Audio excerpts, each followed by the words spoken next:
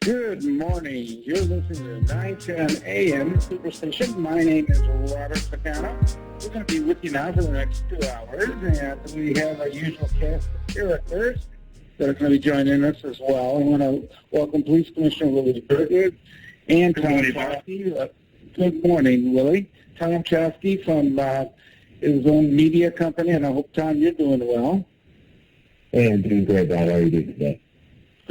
Great. And Scotty Boman, who is a residential libertarian, also a professor of physics at Wayne County Community College and the Burton County Community College. Scotty, how are you doing this morning? I'm doing pretty good.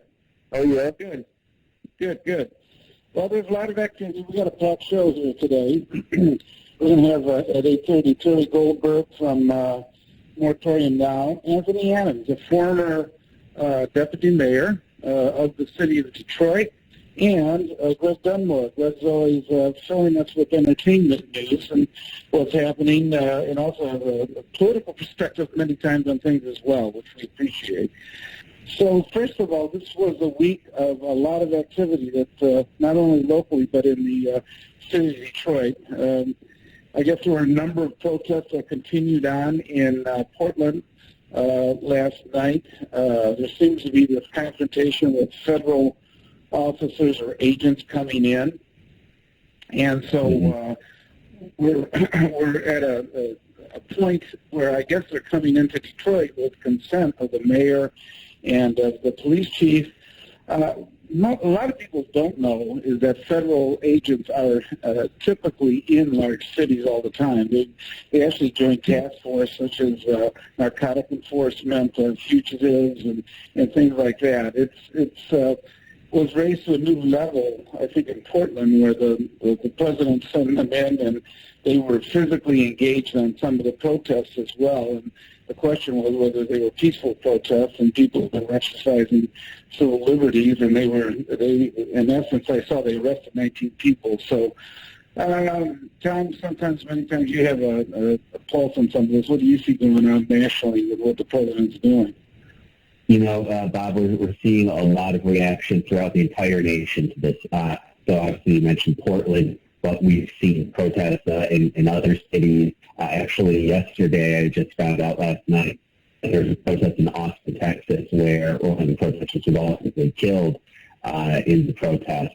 So it's really starting to grow, and I think that we're going to see another wave of protests hit. I'm looking forward to seeing more action, honestly, peaceful action here in Detroit.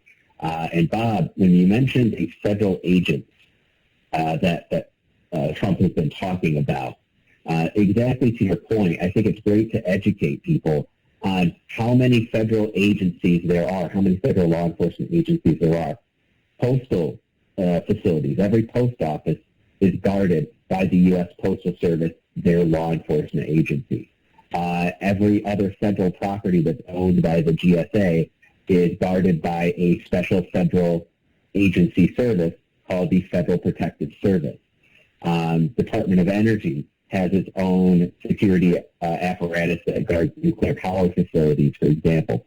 So when we're talking about federal agencies, we're not just only looking at the three-letter agencies that people are most familiar with, like the FBI or the DEA or even the U.S. Marshals, ICE, et cetera. There's a lot of different agencies out there that all have legal law enforcement capabilities and can come into play.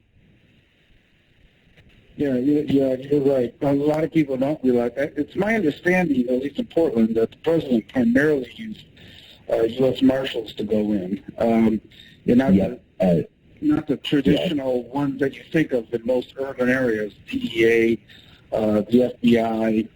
They're usually not into crowd control or in trying to protect federal buildings and stuff. The U.S. Marshals is actually tasked with trying to protect the federal buildings. So, and they're using that guise to arrest a lot of people. I mean, if people are actually making it an effort to attack the federal buildings, then there is a right of those federal officers to protect it.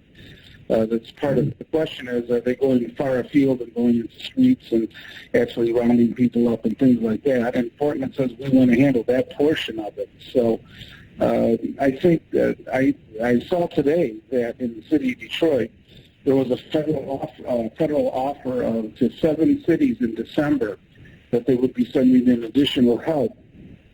And it was through the traditional ways that the federal government has helped, which was trying to get guns off the street. I understand this week alone they confiscated 100 guns, and trying to deal with felony fugitives and things such as that. And we even have an enhanced amount of federal agents here because of the border that Michigan sits on.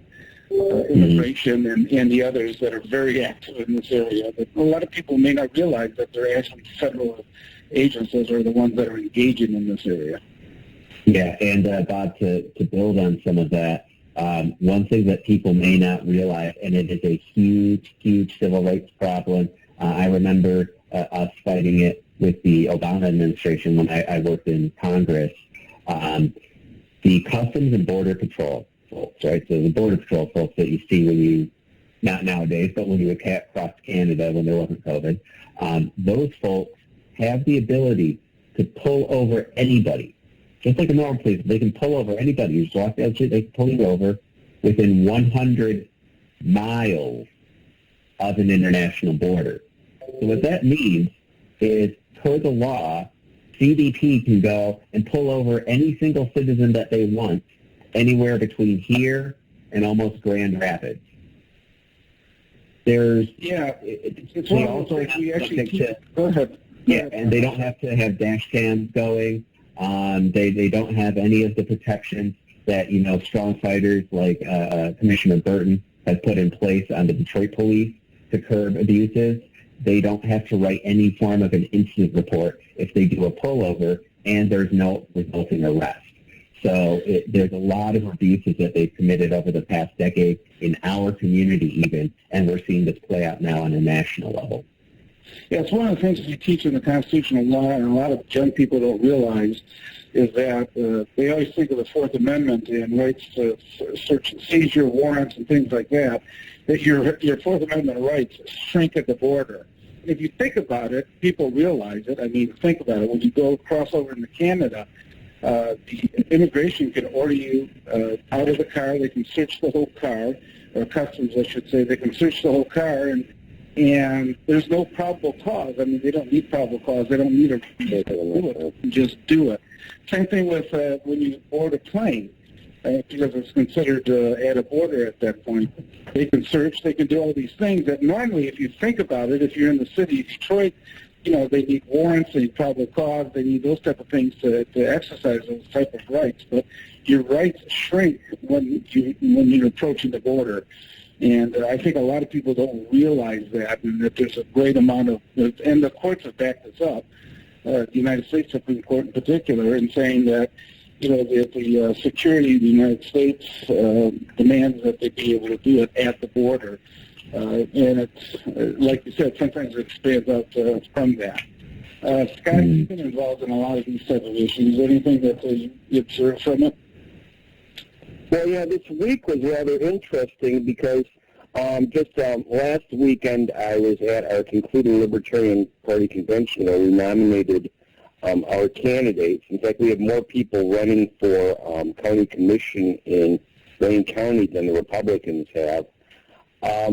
We also, another interesting development is, like a year ago, we had something called the Defender of Libya Awards, and one of the people we'd given an award to was Kevin Dist, who had been relentlessly pursuing the case of Rick Wershey, who had been in prison for a ridiculous amount of time, partially due to our very overzealous and extreme prosecutor, Tim Worthy, who finally relented and decided, okay, well, maybe it's okay to let this guy go after he's been in there forever for a nonviolent crime. Then, of course, he went to Florida then because there were some other crimes that went on in between.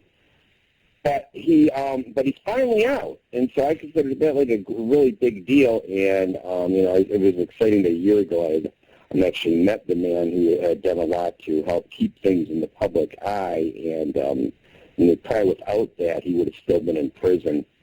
So that was a big development. Now, this whole thing with the agents, though, I'm trying to think, if the mayor does not want these stormtroopers in his town, I mean, it's one thing to have agents that are going about investigating things for the federal government. It's quite another to identify themselves, for instance, if they're going to pursue an arrest and stuff. It's quite another to have them going into a town and attacking protesters and the mayor of a city. And in my opinion, they should be arrested. If I were the mayor of that municipality, I would order the police to arrest them for disturbing the peace, for inciting a riot, for violence, especially if they're not identifying themselves clearly, and if they're not invited, and they don't have really a lawful reason to be there other than to suppress protest in a local community. Yeah, I am surprised that if they are on the street, and the one report out of Portland was that they had non-disclosed vans. They had just plain white vans, and the officers weren't identifying themselves. Usually, if you see that, even if they're plain clothes, you usually see them with their badges that are attached to a chain around their neck, so you clearly know that they're law enforcement and that they're taking the action. Otherwise, if they're just giving command, you're not sure who they are. It's for the safety of the officer as well, quite frankly, that they identify themselves as law enforcement. Because people, if they don't know who you are, and they think that they're just being, assaulted or something like that, then you're going to see more resistance. So I'm surprised if they weren't identifying themselves, although that's what some of the reports were out of Portland, that the agents were not identifying who they were, and they had these non-script vans, white vans that were putting people in. So we do have a couple callers on that. Some of our traditionals here are calling in. Mr. Positive, welcome to 910 AM. Good morning, you guys. Mr. Positive. Hey, Scotty, make sure you tell David the dude didn't offer to go for it. Real quick, there's a couple of things that we're talking about here. Scotty made a very salient point about arresting the types of organizations that are arresting protesters. But what about the black-on-black crime and the other task force that is out there quelling the violence that is happening in all major cities? Don't you think that's a good idea to get out there and try to thwart the black-on-black crime, number one? Number two, I talk to a lot of people about the black-on-black crime, or, the rise in it, if you will. And everyone brings up slavery. How long do we have to live with that answer, that slavery is the cause of the violence that's happening today? Yes, I know about legacy. Yes, I know about the advantages. In a 100-meter dash, the whites get a 10-yard advantage, starting off. But how does that equate to the moral violence, or the lack of morals to stop from killing people? I'm sure you've seen more. I don't think anybody's condoning that there shouldn't be violence per se. But they justify it. Okay. Well, I don't know when they say they justify it, and maybe those that are extreme are justifying it. I think if you actually look at most protesters, they're not. Look at the city of Detroit. They have not looted a single building. They haven't torn anything really down at this point. And when you talk about crime, crime is something that it's person on person, really, of what it is. And seeing some of the crimes, I'm hesitant to say, but many times it's sensationalized. If you look at 2, 4, and 7, the adage is, if it bleeds, it leads. I mean, that's basically what they say. And there is violent crime. There's a problem with, I think, things that have happened is that people used to settle disputes sometimes. The roughest it got was perhaps a fist fight. Today, one of the first things that happens is that if you have a dispute, if you're mad at somebody on the road for pulling you off, if you got a gun in the car, you pull it out and you start shooting, which has been one of the problems that we see that saw that young man, that you saw that young man at the gas station just started shooting into the car. Do you guys know, like Brendan, Bryce, how many shootings were in Detroit, Chicago, Baltimore? Did you hear any numbers over the weekend, this weekend? Any numbers from weekend? I mean, last weekend there was, Willie, you might know, 14 or so. Okay. And that's what, like I said, Black Lives Matter should be more about that than the police violence on the African American. That's important. Don't get me wrong. That's important. I don't want anyone to misconstrue my words. But the black on black violence far outweighs the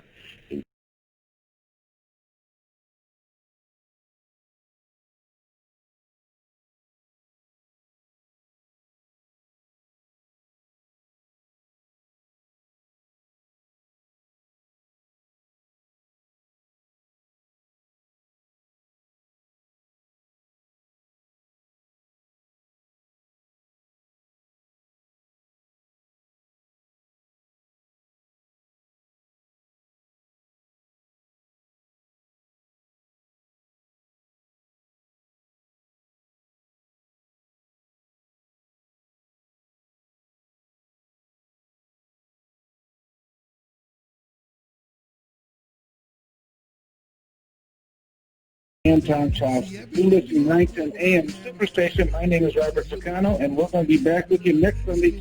At Central Park Deli, you will enjoy our hefty